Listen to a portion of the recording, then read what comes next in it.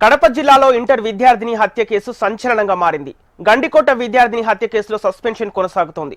రోజు రోజుకు ఎన్నో మలుపులు, కొత్త ట్విస్టులు ఈ కేసులో వెలుగు చూస్తున్నాయి.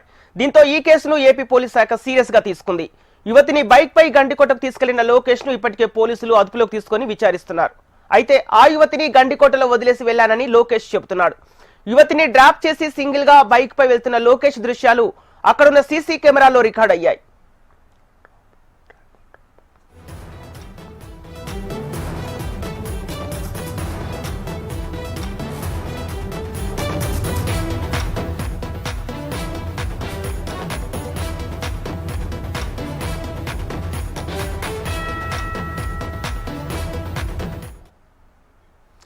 కడప జిల్లాలో ఇంటర్ విద్యార్థిని హత్య కేసు సంచలనంగా మారింది.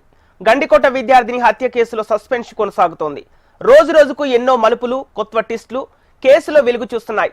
దీంతో ఈ కేసును ఏపీ పోలీస్ శాఖ సీరియస్ గా తీసుకుంది. యువతిని బైక్ పై గండికోటకు తీసుకెళ్లిన లోకేష్ ను ఇప్పటికే పోలీసులు అదుపులోకి తీసుకుని విచారిస్తున్నారు.